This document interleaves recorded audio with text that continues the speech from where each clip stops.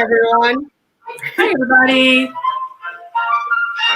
We still got music going somehow. Oh, interesting.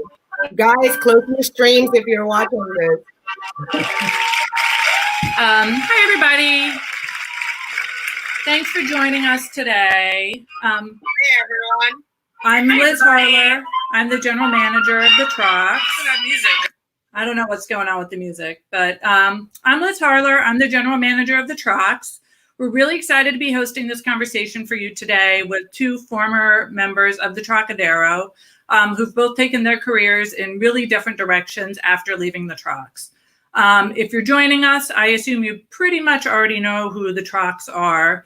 But if any of you are new, the Trocks are the world's foremost all-male comic ballet company, a full company of about 15 men, give or take a few, who have been performing classical ballet around the globe, both the male and female roles in drag on pointe since 1974. A quick bit of housekeeping. The pandemic has forced the cancellation of all of our performances up through the end of 2020. So we're finding new and exciting ways to connect with our audience and community around the globe.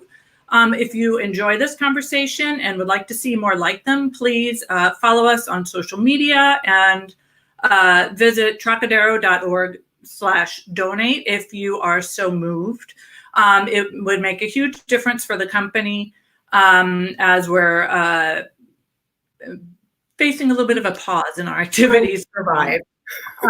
And if you enjoy it and would like to see more, please also feel free to drop us an email at info@trocadero.org and let us know what you think. So both of the dancers that we're chatting with today danced with us about 10 years ago.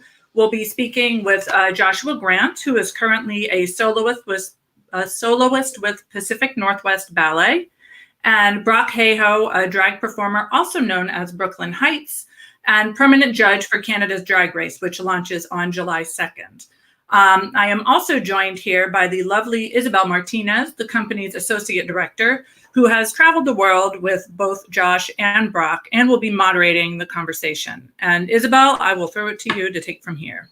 Awesome. Thank you, everyone who's watching today. We are very excited to have this opportunity. We are very grateful for anybody that has taken their time in your busy schedule to join us today. And we're more than anything, we're really grateful to both Josh and Brock, who have taken their time off their busy schedules. They're both very busy anyway, to join us today and talk about their time before the Trocks, during the Trocks, and after the Trocks. The great thing about both of these guys, Josh and Brock, is that they overlapped in time during their Trocadero years. So together, as Liz said, they were with the company between 2006 and 2012 with about 3 years of overlap. They were friends before joining the Trocks and remain friends to this day, I hope. And they can confirm that when we see them online. Like Liz said, we want this to be run conversation style. So I will start a few questions just to get them going. Hopefully we'll get a lot of chat from them. And any questions that you feel like asking them, please throw them on the comments on Facebook. Both Liz and I can see those comments on Facebook and YouTube as they pop up. And we may be soloing questions that look really interesting. Neither of the two of us are used to producing live shows, so we apologize in advance. I'm sure many people have found themselves thrown in this situation already. So without further ado, I'm going to bring the ones whom you really came to see. And we have plenty of footage of them dancing during the Trocks for this next hour, so do stay with us. We will give you Joshua Grant with PNB and Brock Hayhoe, Brooklyn Hytes. Hi, guys. Hi. So excited to have you here. Thank you very much. They're currently on the East Coast, and Liz is in New York, and I'm in Scotland. So we have a bit of a carfuncle here in terms of connecting time zones. But I'm gonna fire right up so we can get the conversation going. Let us know. We give the viewers a little bit of a background on your time prior to the Trocks as both ballet dancers, your background, and how do you come about to joining the Trocks? When did you hear about them? And I'm gonna throw it to Josh first. Josh joined first, so he's gonna get priority on this one, and then we'll pass it over to Brock. Go ahead, guys. Okay, well. When I was a little girl. Oh my god. Oh my god. No, I started training really young. Ballet. It was about 3 or 4. And then normal story, trained. Came out to Seattle when I was 18 and joined PMB in 2001. Where are you originally from? Florida. Oh, got it. Originally from Florida. So I joined PMB in 2001, and then a couple of years later, I went to the National Ballet of Canada, where I met Brock Hayhoe. Yours truly. She was a bit younger then. And then was there for a couple of years and started getting to a point where I was like, okay, what am I going to do next? I was thinking about, quitting dance. I was thinking about changing careers. I wanted to do something different. And Brock had mentioned that he was going to audition for Trocadero. And of course I had seen the Trocks because I grew up watching the PBS video of Trocadero. So I knew what Trocadero was, but I'd never danced on pointe, never done anything like that. So all the gals at the National Ballet of Canada helped me, in company class, train and all that stuff. And Brock and I went down to New York and auditioned, and one of us got the job. Shade. I won't mention who, but one of us got a job. Now, allegedly, it was because of visa paperwork, because Brock's Canadian, of course, but... I can confirm that was the reason why this happened. Allegedly. You both, if we could have sorted out that visa situation right away. And that's how I joined the Trocks. And it worked out perfect because it was exactly what I needed at the moment. It was something completely different, and I had to train my body differently, and it was a fresh start. But you were familiar at least with what the Trocks were doing and what we were up about before you joined the company. Yeah. And Brock, I presume if you were the one who actually originally suggested it, my idea. Tell us a little bit about before you're joining the Trocks time or taking Josh to the audition. Well, my chaperone. I started dancing super, super late, actually. I started dancing, I think I was 15 years old when I really got into ballet. In Canada? In Canada. I studied at the National Ballet School of Canada. I went there from grade 10 to grade 12, and then I stayed for 2 extra years of training because I needed it. It was during that time, one of the other boys at the school had a DVD of the Trocks, the famous DVD of the Trocks. I remember watching it. I was just so enamored. I couldn't believe it. I thought it was the coolest thing I'd ever seen. And I'd always just been more interested in the female repertoire anyway. Right. Like I never really had any interest in being a male dancer. I didn't care about the steps or the tricks or whatever they could do. I just wanted to be a ballerina. Even when you joined ballet late, it was just for the opportunity to do what the ballerina did. I didn't know that yet, but yeah, it wasn't like something I had really formed in my mind. But like I knew that I was more interested in the female stuff. So, and I think it was my second year of the independent dance program at the National Ballet School. Josh had just joined the company the year before, and we both started actually like doing drag at the same time. Like that's how we kind of met. Like I knew him from the company, but we'd see each other out at the bars. And Josh used to live about 3 blocks away from me, and I'd go down to his apartment, which is now demolished. And the condo now, that whole building is gone. Oh, I loved that apartment. There you go. Memories start coming back. But yeah, we started like Josh was there like the first time I did drag. Like we were starting together, and we would go to Cruise and Tangos was the bar, and we would every Sunday night we would go and do our shows and drink our feelings. And yeah, that's how we kind of developed a relationship. And then I was finishing my second year of training after graduating, and I didn't have a job, and I decided I was going to go audition for the Trocks. I told Josh, and we went down. We took class at Steps on Broadway, I remember, with Elena. I believe, Elena taught class. I remember everything. And it was really good. Like, it was a great class. And after Tori talked to us, and because Josh was an American citizen and was a professional dancer for a while now, and I had never been a professional dancer. That's kind of one of the big things to get a visa. Like, you need like professional experience. So he said, go away, get some professional experience, and if you still want to come and dance with us, then we can try again. So I said, okay. Now let me ask you both a question that segues from what Brooke just said. I remember around the time that you guys were both hired into the company, we would have the feeling or the thought that a lot of people came to the Trocks towards the end of their careers. Not as a career ender, but people that have already had long careers in other dance companies, and they were sort of looking for the opportunity to dance these different roles that you don't get to dance in more traditional companies. But it seems that with both of you, that wasn't the case. So you were part of, along with Bobby, who had already been in the company for many years, you were part of a group of people that started arriving to the Trocks earlier and younger. And that has gotten increasingly younger as the years pass. Like, now we have guys that come to us pretty much just like Brock, straight out of dance school, just wanting to already have the opportunity to do the rep that we do and dance on point. Did you feel that in hindsight, do you feel like you would have preferred to have longer experience dancing with another company before coming to the Trocks? Well, I was really grateful, actually, the way it worked out, because I went to, when I didn't get the job with the Trocks, I went to Hamburg Ballet School for like a week, and then I was there for a week and I got a job in South Africa. So I ended up going to South Africa for 2 years, and it was an amazing experience. I made some lifelong friends, and it's one of my favorite places to go and visit.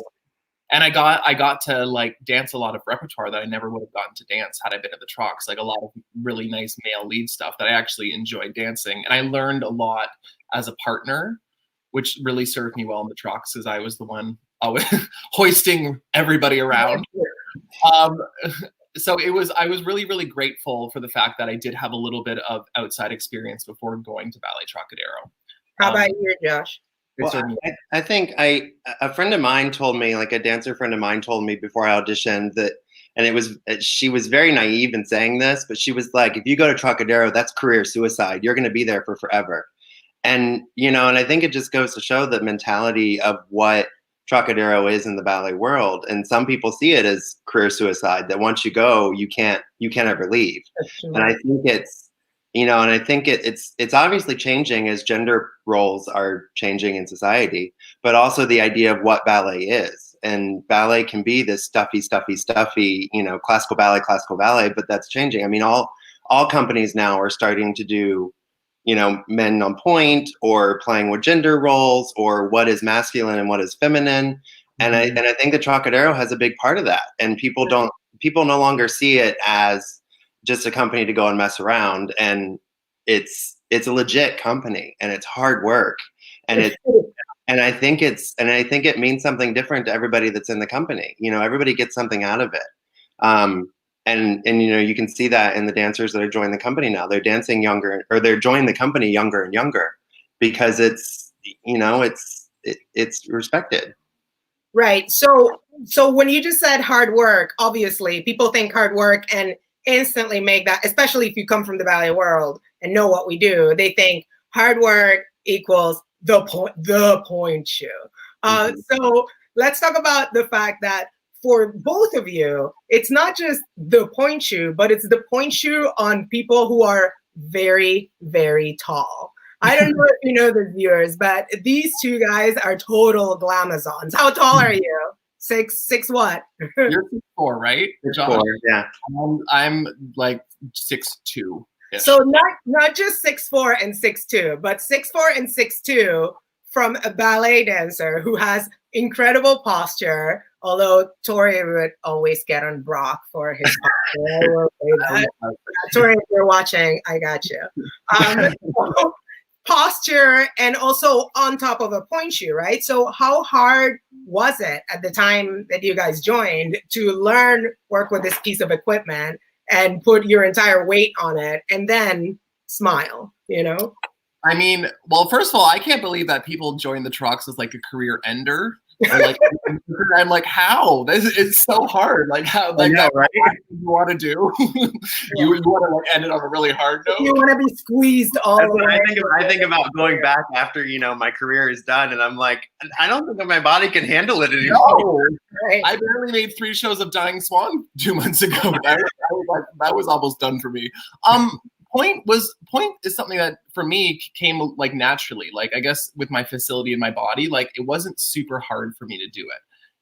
I think it was more a mental thing, because it is quite scary to like go, like, especially for turns and stuff. You kind of have to really have a solid core and a solid technique, and just kind of trust and hope and pray that you're not going to kill yourself.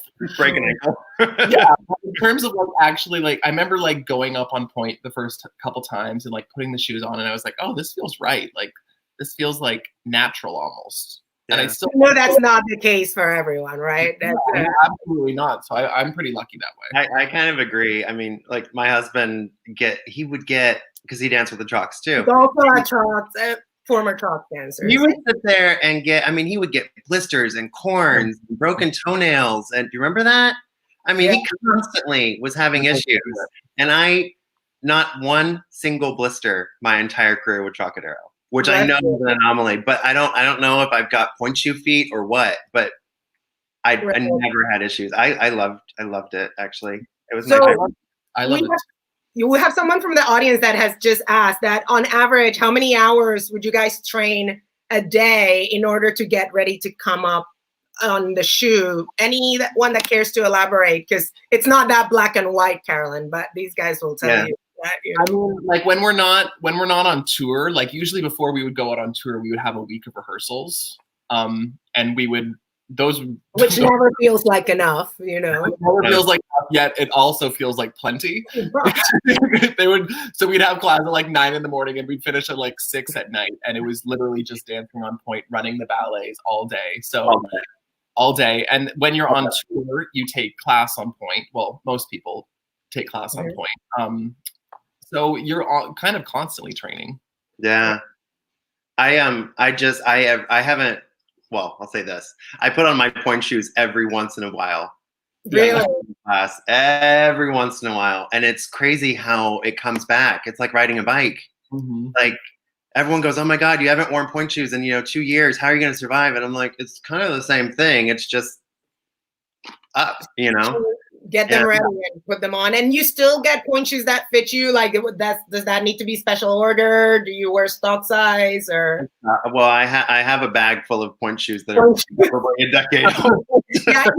Beautiful. No one was gonna fit on these guys' pointe shoes. So.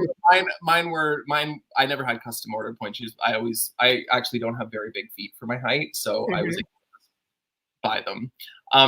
You still use them quite a bit too, right? I still use pointe shoes a lot. So yeah, I don't have any left from the Trocks, because those lovely Sanchos I wore were right. my favorite too. I wear blocks now though, and they're great. I'm gonna fire up a little bit of footage of you guys dancing in the Trocks over here. We're gonna show a little bit of La Vivandière, because we talk about comedy in the Trocks and your comedic streak. Yes. For both of you guys. Let me see if we can find this one.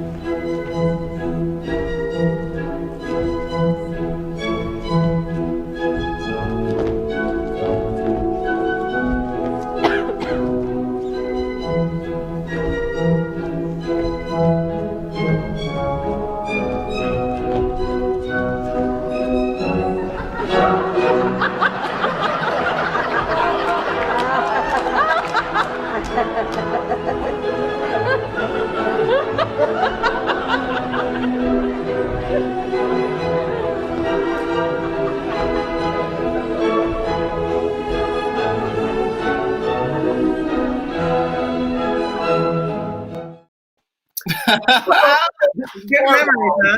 So what we just saw is Vivandière Pas de Si, and a performance of 2010 at the Joyce Theater. Vivandière was staged on us by Elena Kunikova, who has staged most of our repertoire. So both of these guys, as you can see, were featured in Vivandière.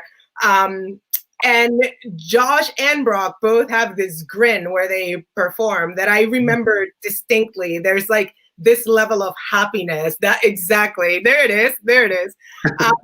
Now, did you impose that on yourself? Were you already a class clown before coming to the Trocks, or is that something that evolved after you were both with the No. My comedic timing is a car accident waiting to happen. I mean, it's just terrible. And I remember, and I'm going to say this real quick and get this in real quick, doing that ballet with Long, the boy, for people who don't know, Long is a dancing performer as well. Yep. I mean, technique like nobody's business. And I would go out there and do this hard solo, killing myself on stage, and the audience would be like, and then Long would come out there and do all of his tricks and his flips and all his cone turns and his turns and turns and turns, and the audience would go crazy. And I'm like, if they only knew what I was doing on point, doing a double rond de jambe into a jeté. Oh, it was a nightmare. But I love that ballet. That ballet was a fun one to do. That was fun one. Yeah, I never had, to be completely honest, I never had any interest in being funny. I was there to be a beautiful ballerina. That was my fantasy world I was living in. We never knew, Brock. We never knew. You were always beautiful and also very funny. So. Thank you. Yeah, and I think the cool thing about the Trocks is a lot. I don't know if a lot of people realize this. Is a lot of the jokes you see on stage are things that have actually happened. That Tori will watch and be like, "Oh my god, that was hysterical! Please keep that in." So a lot of the jokes are very organic and things that kind of happened on stage, or someone was fucking around in rehearsal. I don't know if I could swear. Sorry. And it works. So I never really had any of those moments, really. I was always kind of felt like I was telling somebody else's jokes. Yeah. I mean, from the point of view of the people that are looking at you in the studio and then generating this comedy on stage, something that performers like the two of you had, which I remember clearly, is you have this funny without trying to be funny quality to you guys, because you had this razor sharp wit, if I were to say, right? So like quick on the uptake. It doesn't have to be about haha funny, which, to be honest, the Trocks have plenty of moments of, that were very slapstick and in your face. But you were both very effective at being funny with like a side glance or just a quick smile where it needed to be, because that sometimes communicates to the audience more than straight. That's what Tori taught me, and I was at Trocadero for 5 years, I think, and it took me about, I remember my first 2 years, I was kind of like fish out of the water, and I was trying to be slapstick funny, and it just does not work. And I remember Tori was telling me back, off on the side, he was like, quit trying to be funny. Just be you. And I remember there was a moment, and Brock and I always used to get like a huge laugh when we would do Go for Broco together. And it was just something simple. And I don't know if you can see it in the video, but it was just something simple. Like, it was just a side eye. Right. And it read so much, like, the audience would go crazy just over one little teeny tiny glance. And I think that's, for me, that was what started working, was when I quit trying to be funny and just was my bitchy self. Yeah. Do you work it that way in your drag career, Brock? Do you rely a lot on that fine level of comedy, like side glance, a little bit, under the radar, or does it always have to be like, bam, in your? Well, I agree with Josh and Tori. Like, you just have to be yourself at the end of the day. Like, that's what's going to make it funny. If it's authentic and it's natural for you. Like, and my humor is very just kind of dry and sarcastic. So I do use that in my drag sometimes. Like, it'll just be like a little look or something, or a part of the song where I'll do something and people will love it. But it never works if you were like trying to be like, ha ha ha, look how funny I am. It's all just really, honestly, subtlety almost always wins the day. Yeah. And you still apply that to your current career, right? Yeah, I still apply that to my career. I mean, I would not consider myself a comedy queen still, but like I have funny moments here and there where like things will just come out and I'll be like, oh, that worked, perfect. But it's not something I never like go on stage saying I'm gonna make everyone laugh. It's usually things that just happen in the moment and you kind of go with it.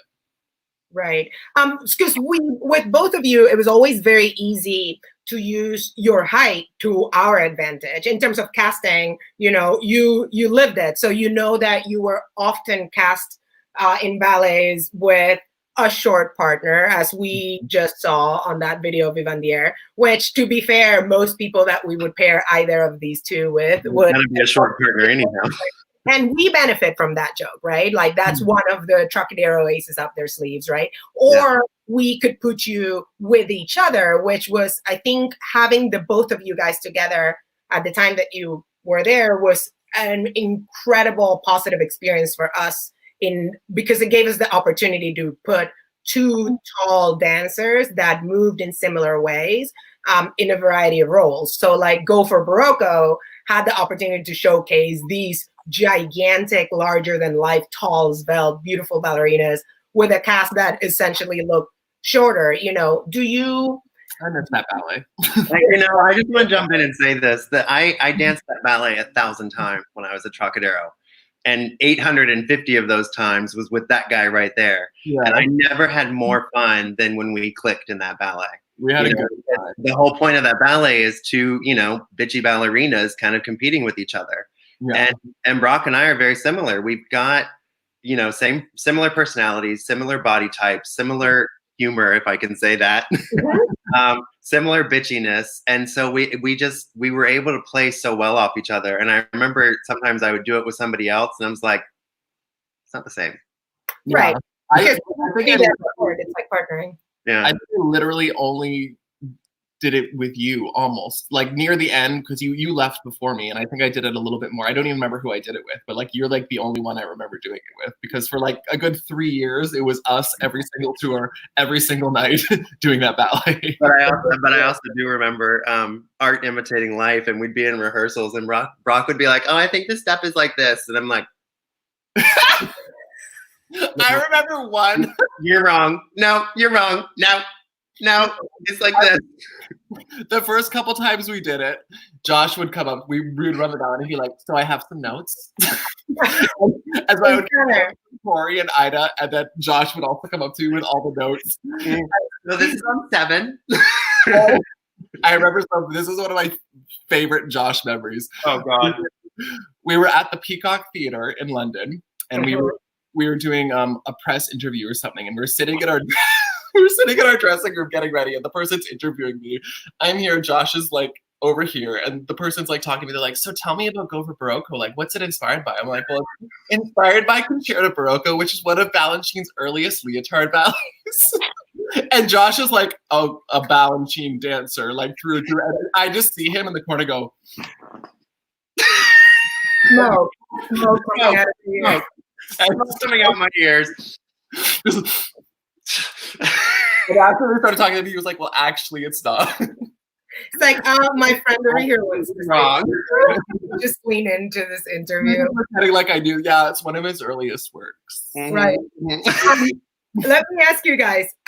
So because you, at the time that you leave the Trocks and you went to PNB and started your drag career full time simultaneously, Brock, you went essentially from what we consider an ensemble company, right? Because more so than your traditional average ballet company, because in the Trocks, we don't necessarily have a very defined hierarchy in terms of soloist, principal, étoile, etc. If you don't know this, for the viewers, in the Trocks, you will be dancing a lead role today, and you will be buried in the back of the corps tomorrow, and everybody knows everybody's part. And we go in and out is part of what makes it resilient and also what keeps the comedy really fresh. But for you, Brock, you went from having a career in a company that worked as an ensemble to continuing with a career that now you're like, boom, spotlight on you. The show is on you the whole time. And you have to literally be like on constantly. Do you miss having the opportunity to like fade into the background if you want it a bit, or did it ever feel like fading into the background when you were in a ballet company, you know? No, I always felt very visible. I never felt like I was in the background. And I miss the teamwork aspect of it. I miss like we had some really great memories and had some really great times. I mean, but I was with the Trocks for 4 years, and I mean, like we've said before, this job, especially being a Troc and being a man dancing on pointe, is extremely hard. And by the end of those 4 years, my body was like, I'm good. Like some people are just, some people are Trocks for like, I think Bobby's been there, 20 plus years? And close to 25. He's watching, I'm sure. Hey, Bobby. Hi, Bobby. Hi, Bobby too. But he's still going, and like some people's bodies can do that, and mine just was done. Like I was so sore. So I decided to just kind of go solo, and I was really interested in the drag aspect of the Trocks thing at that point. So I was like, I just kind of want to do that. But yeah, I do miss it. Like it was nice, and I was just dancing with you guys 3 months ago now, and it was so nice to be back because it was all new people, pretty much, except everything was like exactly the same, like the same aspirin bottles at the side of the stage. Everyone has their water bottles with their name on it, like just little things. I was like, oh yeah, I remember that Band-Aid packet. That's the same one that was there 8 years ago. Probably the same Band-Aid packet. Yeah, it's nice to look back and like remember like all of the fun times we had and all the funny things that happened on stage. And like it was really an incredible experience, like 4 years of getting to travel the world and do amazing ballets and have dinner with Karl Lagerfeld and like all these like crazy things we got to do. It was so cool, and it really set me up for a lot of success. And a lot of that, Isabel, I have to say, comes from you, is because you drilled in us so hard the importance of punctuality, of professionalism, stuff like that, which has really honestly served me so well in my career afterwards. And I tell everybody that whenever I do an interview, I'm like, well, our associate director, Isabel Martinez, said, if you were on time, then you were late. But like seriously, that stuff like has stuck with me my entire career. And like I get commented and complimented so often on how punctual and professional and on time I am. And I really accredit that to you because you drilled that into me. Cool. Yeah. So for you, Josh, so like Brock says, you know, that in his departure with from the Trocks, he was just more interested in exploring the drag aspect of the whole shebang. And if we were to equate it with your career, we would say that you ended up in your continuing your career, that is what fell on the wayside more, and then you continued more on the more traditional or classical ballet career. Do you feel that way? And if that's the case, what do you miss most? Like, what's the hard transition of going from the Trocks to a very established ballet company like BMB? Well, I think what Trocadero was for me at the moment was exactly what I needed, which was something completely different than what I had done my entire life. Because you were going to quit, right? Yeah, I was going to quit. I was done. And when I was there for 5 years and I was doing everything that I was doing there, I felt like I got to a point where I had grown as much as I could from Trocadero. Yeah. What I was starting to crave again was the dramatic roles. You know, I wanted to do the Balanchine, I wanted to do Agon, I wanted to do Barocco and Fortis and those kind of ballets. But then I also wanted to do the mixed reps, you know, like the David Dawsons and the Chris Wheeldens and, you know, the other stuff. And then like getting to do Morse Pavane by Jose Limon. You know, I would sit there and bawl every single time I performed it because it was such a dramatic part, you know, and I think that there was a part of me that was part of my soul that was missing that gut-wrenching, you know, I do have a dark soul to begin with, but there was part of me that was just missing that kind of gut-wrenching, you know, parts to do. I agree with that a little bit. I love dancing the Trocks, but I wish sometimes there had been more. I wanted the drama because I love like, and there were moments in certain ballets, like I remember doing Vivaldi Suite. Yeah, it's just like that ballet was hard. And I think I only did it like twice. Because we don't do it enough, you know. It's a ballet that you want it hard. It was such beautiful, pure like dancing, and you felt like I don't know, it was kind of like heavenly. And I felt like with Barocco a lot too, just like the beautiful music where you kind of get carried away in it. Yeah. And it was really nice. But yeah, I missed doing the drama. I like the drama part of it. So we're gonna show a little bit of their current drama right now. I'm gonna show a clip of a little bit of the more current repertory that Josh gets to do in a company like PNB, and then maybe you can talk a little bit about that. And then we'll do the same with Brock, who has a whole different kind of drama. Let's go with Josh first.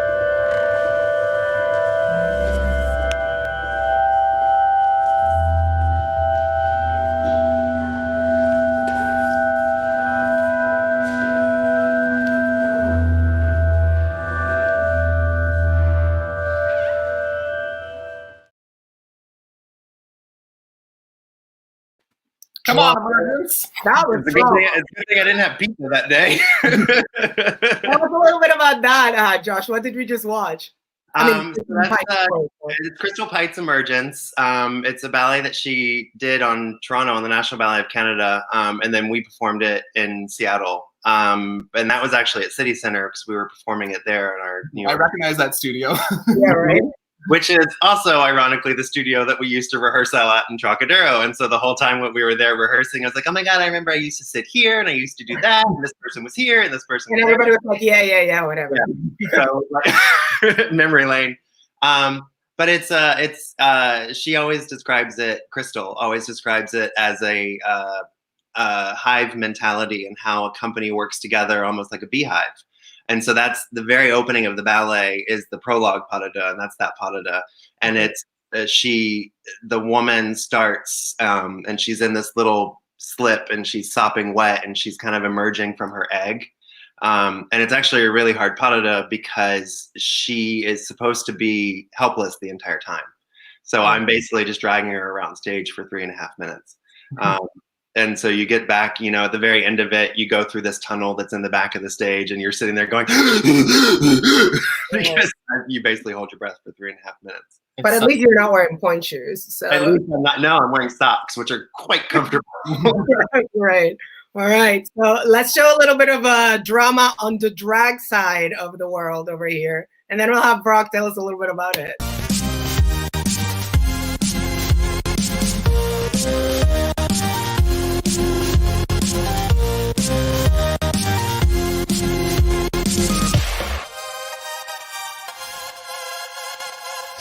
All right, Pam Queer. Oh,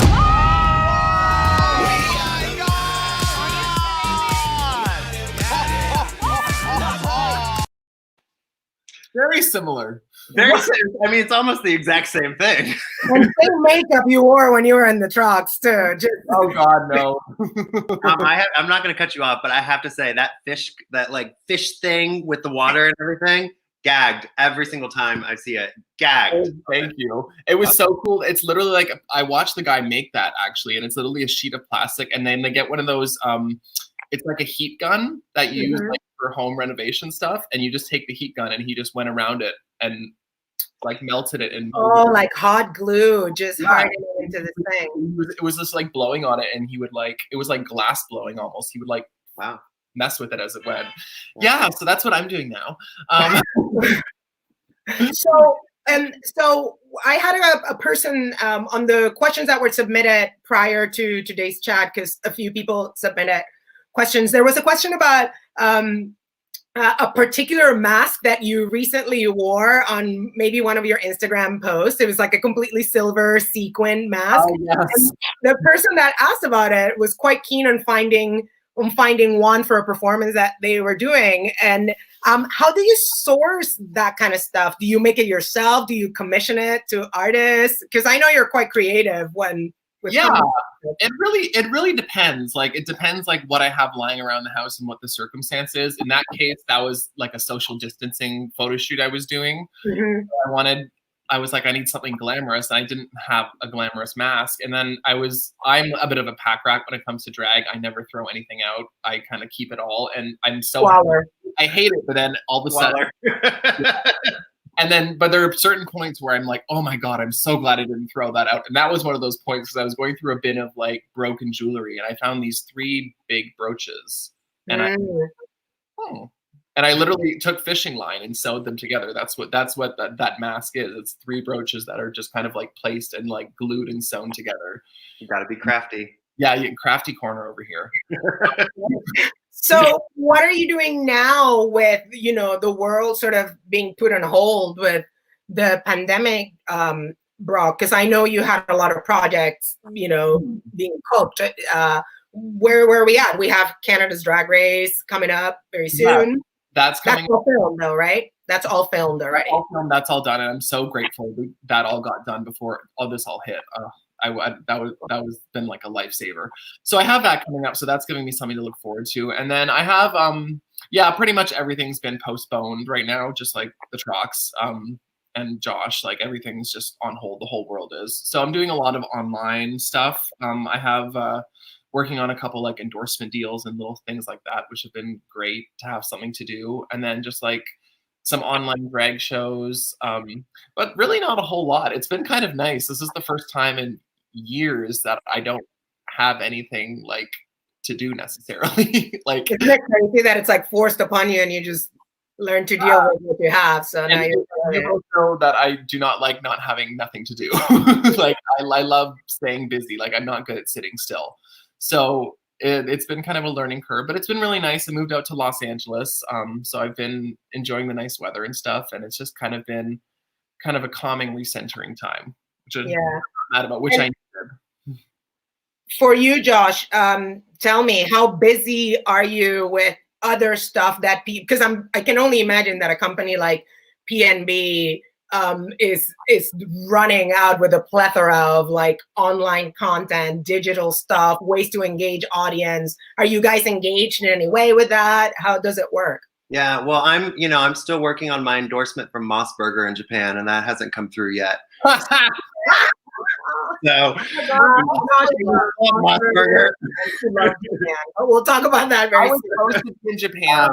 No, I'm just for the dancers, the company is shut down. We're completely shut down. There's a small group of people that are still, working at the studios and in the business side of it and trying to keep things running. Our artistic director, executive director, marketing directors, all of those people, they have small teams. But for the dancers, we're just, there's nothing really we can do. And so they're reaching out to us to do a lot of social media plugs of what we're doing, what projects we're working on the side.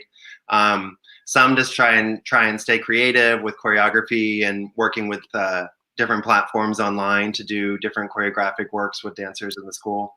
But yeah, really just, I'm teaching a lot. Right, you're teaching a Zoom class, right? You teach a Zoom class every Monday, and then teaching every Monday morning for Dance Fremont, which is a studio here in town. And then doing some privates with different people that I know from around the city. Tell me about, or tell the viewers about how difficult is it, or how positive is it to use Zoom as a platform to teach ballet? Well, first of all, it's a nightmare.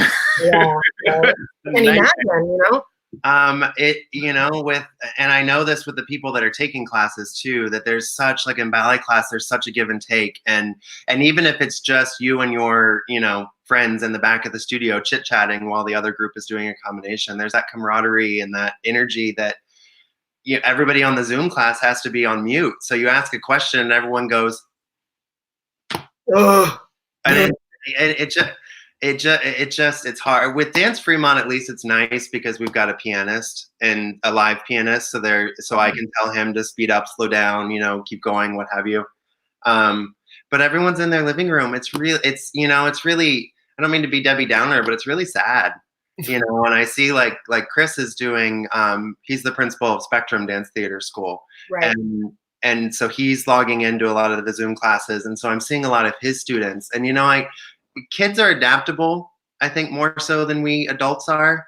And so he actually says, they're actually doing quite well with it because they get to see each other. But I just feel bad when I see somebody, walking by their refrigerator to get to their bar in their hallway to do their tonsils. Like, I think it's filling a void. It's filling a void, but it's not the same. But it's not the way to continue once all is said and done. And a lot of people too say, oh, this is going to be really interesting. You can, after all of this is done, you can do Zoom classes online and people all across the world can take it. And I'm like, that sounds like a terrible idea. And nobody is going to do that. Not the way to learn ballet, right? No. But it's something making do with the worst. It's a Band-Aid. It's a Band-Aid. Right. So we had somebody just ask, what is the most important thing? I'm going to read you the question the way it was asked, and then I'll paraphrase it, and we'll turn it into something else. What is the most important thing you learned or took from your Trocks years into your, next careers, right? So from the Trocks, what have you carried the most? I think Brooke already talked about it a little bit in terms of punctuality, but I'm gonna up it once.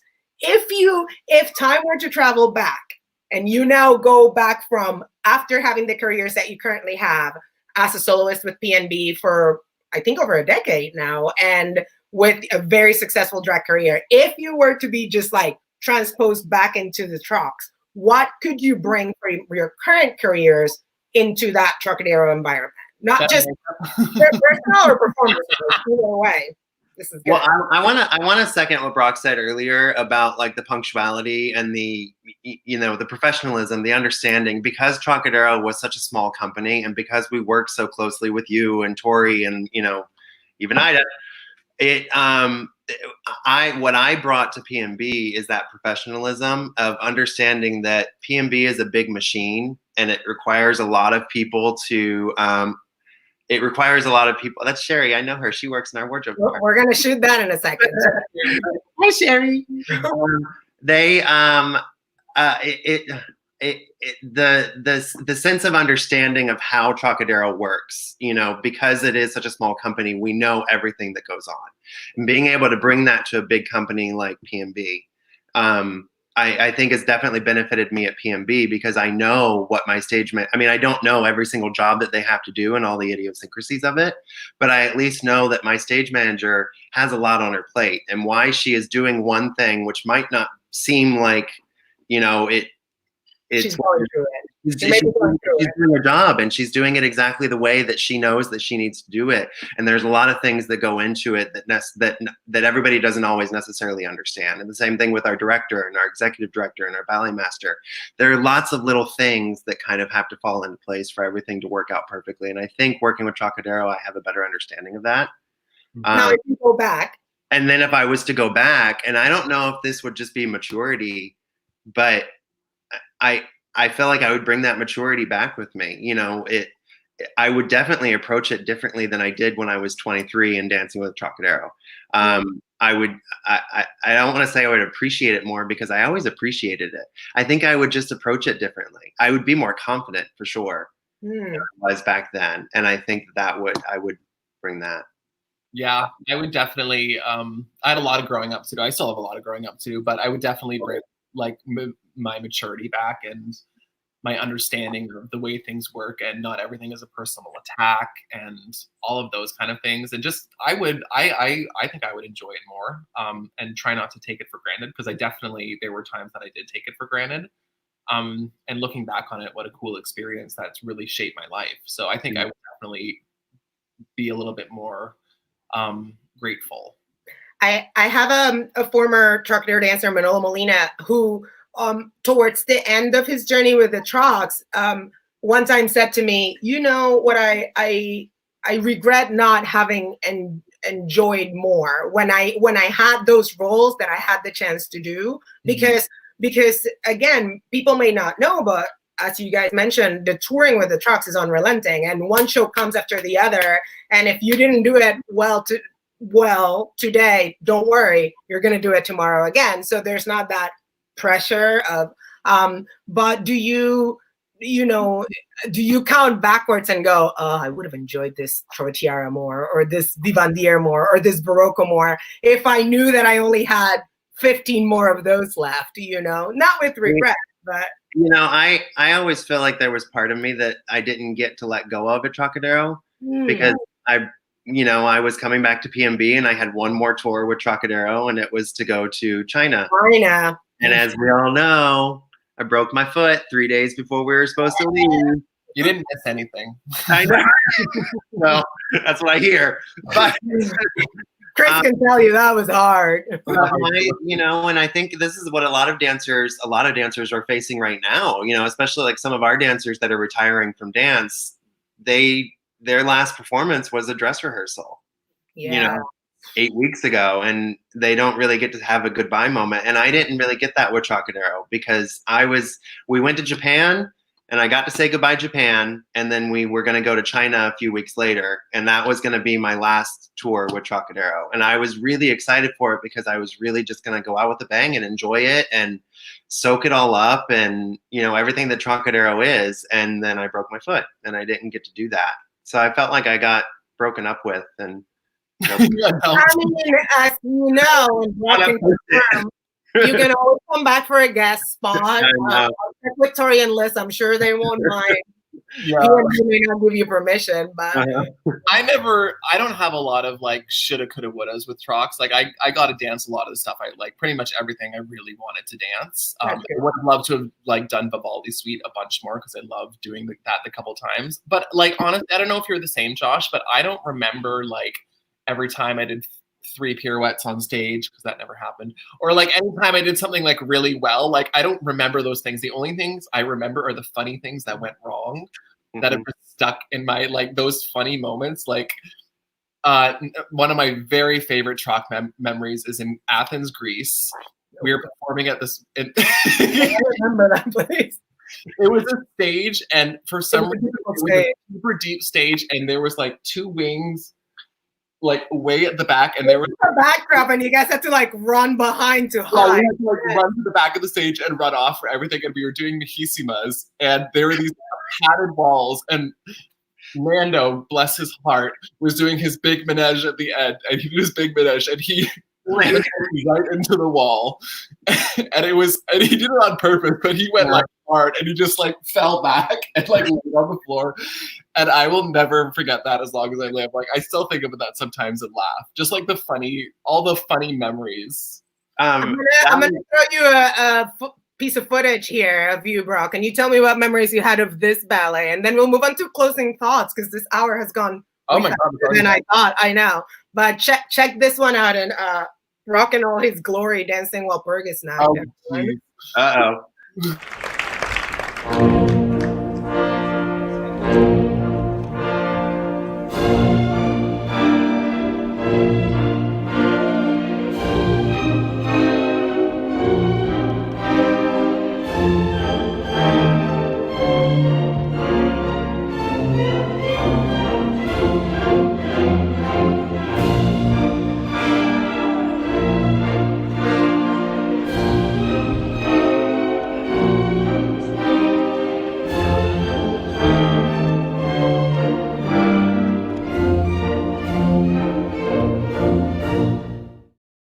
Just a giraffe. Manly.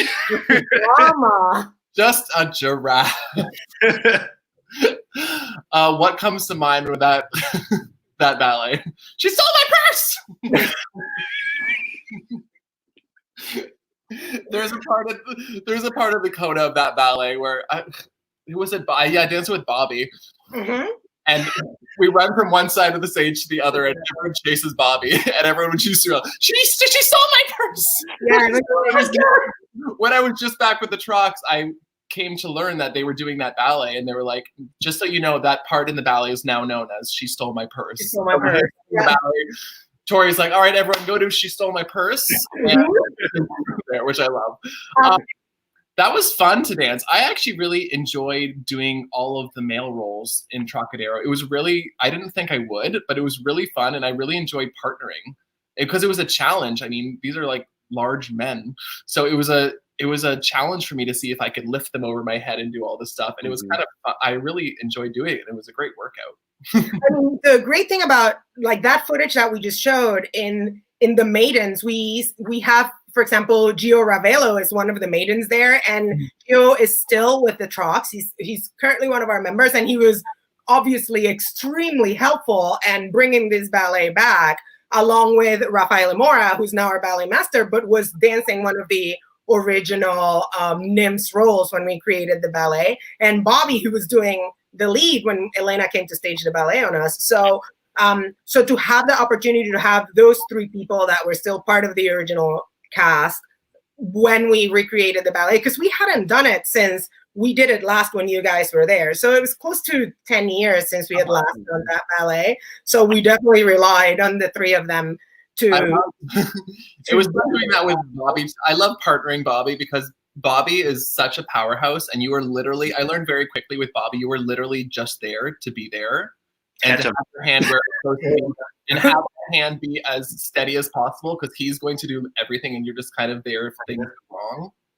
And you're just kind of like a post. You just like make the poses. That's easy. And then he will do everything else around you, and you're just there to be the calm in the center of the storm. So here's a good question because of what you just said. Who, if you had to throw a name of a former Troc from before your time or the time that you were there, that if you were watching right now would be your favorite Troc, who would that be? I don't remember his drag name, but Fernando. Yeah. Oh, it's Fernando. Do you remember when Fernando? Talking about Fernando stories. Do you remember when Fernando was doing? I can't remember if it was Paquita or Don Q, and he hurt his ankle or something like that, and he was going out for the fuetes, the 32 fuetes in the coda, and he went bore fourth. And he just stayed and fourth for all 32 fuetes, and at the very end he went. It's funny. And then ran off stage. But you know Fernando's face. He was just like. But you can pull it off, right? I wasn't there yet. No. Oh my God, we were all sitting backstage dying. The music's like da da da da da da da da. Fernando. He was my favorite because he was the perfect Troc to me, because he was so wickedly funny.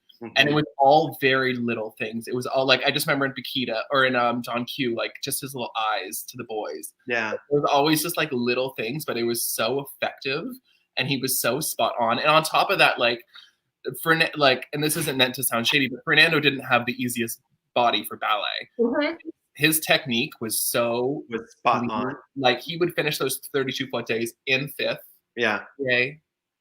Yeah. And everything was just so accurate and clean. So you really got that beauty, like that, the beauty of what classical ballet is, the classical cleanliness, but you also got this wicked humor with it. Like his Taglioni, like perfection. Like, there we go. We'll make sure he watches this. Just or he's watching it right now. Hey, Fair, if you're watching this with you, guys, we have to wrap this up. Final thoughts. Anything you want to say to people that are eagerly awaiting things to return to normal? Take my class, stay safe, watch Drag Race. What do you want to say? Yeah, all of that. Yeah. Yeah. How are we going to be able to watch Canada's Drag Race in America? It's available on WoW Presents Plus, which is the World of Wonder app, and I don't know if it's going to be available somewhere else. But yeah, it's available that way. If you're watching from Canada, it'll be available on Crave TV, and then I don't know for the rest of the world. But yeah, this is really fun, and everyone just stay safe and try to be motivated and just be where you are. I mean, don't try to be anything. If you're depressed, you can be in that. It's okay to feel however you're feeling right now. This is a very unusual situation. That's what I keep saying in my class, is it's okay to feel how you're feeling. If you're feeling good, great. If you're feeling sad, that's okay too. Like, just feel all the feels. Yeah. We're all going through this. We're all roller coastering on emotions right now. Exactly. For various reasons. And yeah, we'll get through this in some way, shape, or form. We sure will. We will keep on trocking. There you go, guys. We never said our Troc names. I was Vanya Vericosa. Oh yeah, sorry. Troc really. I was Vanya Vericosa was my ballerina name, and I was Andre Veracose, which was my boy name. and my boy name was Ashley Romanoff Titwillow, which is apparently one of Isabel's most favorite names. But then my female name was my most favorite name ever, and people at PMB still nickname me this every once in a while. It's Katerina Bitchkova. Oh, I wonder Which why. is perfect. It was the perfect name. It was the perfect name, Right. which is funny because it's spelled in the Russian name, BYCH. And I was like, Bike? What does that mean? And a friend of mine was like, Bitchkova. And I was like, oh, yeah. Oh, you have to say it out loud. All right, we have to wrap this up. If you are watching with us, thank you so much for watching. If you are not watching because you couldn't make it, it is going to remain on our platforms, both Facebook and the Trocks YouTube channel for the next 7 days. So make sure you watch it then. If we didn't get to your questions, I'm sorry. Hit them again. I promise to ask the guys, and then we'll try to respond via social media. And remember, this is difficult times for the Trocks, for all dance organizations, all arts organizations. If you can donate to the Trocks, www.trocadero.org/donate. Dance New York City Relief Fund has one. Choose your favorite arts organization to donate to. And when things settle, support your artists live. Go see them live. Digital platform is great, but they need the ticket sales. They need you to come see them. That is what they do, and they do it for you. We're going to leave you with a Trova Tiara piece of footage because I love Josh in this one, so that's a personal favorite of mine. So we're going to play that. Make sure you watch it till the end. It's just really short. And thank you for watching. And thank both of you guys. You were amazing. So great to be here. It's so great to see you guys. Yeah, it was so fun. Bye. Bye.